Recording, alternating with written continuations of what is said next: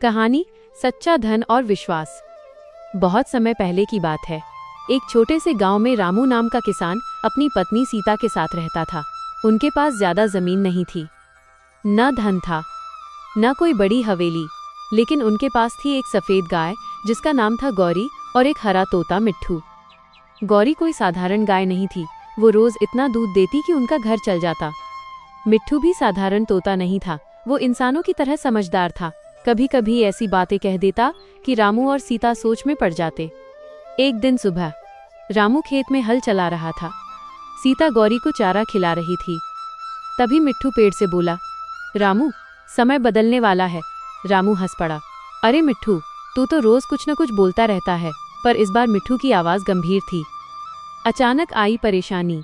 गांव में सूखा पड़ गया, बारिश नहीं हुई, खेत सूख गए। रामू परेशान हो गया। घर में अनाज कम था। सीता बोली, अगर जरूरत पड़े तो गौरी को बेच देते हैं। रामू की आंखों में आंसू आ गए। गौरी हमारे परिवार जैसी है। उसी समय मिट्ठू जोर से बोला, गौरी को मत बेचना, सच्चा धन पास ही है। रामू चौंक गया। रात में मिट्ठू फिर बोला, गौरी के पीछे वाले पीपल के पेड़ के पास देखो। रामू और सीता ने सुबह जाकर देखा, वहां मिट्टी थोड़ी ढीली थी। रहस्य का खुलासा। रामू ने फावड़ा चलाया। थोड़ी देर बाद कुछ सख्त चीज से टकराया। मिट्टी हटाई तो एक पुराना घड़ा निकला।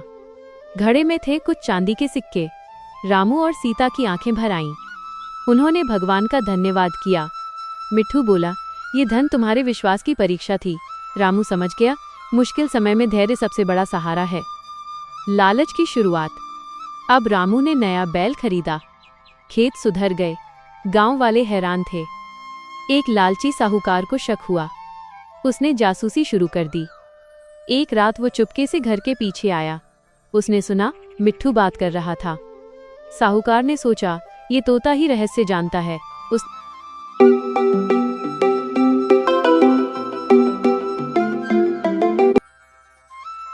मिट्ठू को पकड़ लिया। गौरी जोर से रंभाने लगी।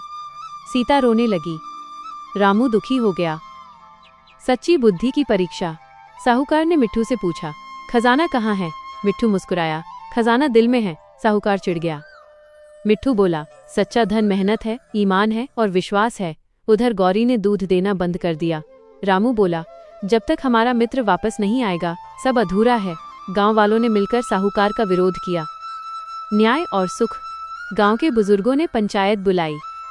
साहूकार को शर्म आई। मिट्ठू को वापस छोड़ दिया गया। जैसे ही मिट्ठू लौटा, गौरी ने फिर दूध देना शुरू कर दिया। रामू ने कहा, हमारा असली धन तुम दोनों हो। मिट्ठू बोला, जो संकट में साथ दे वही परिवार है। गांव में फिर खुशियां लौट आईं।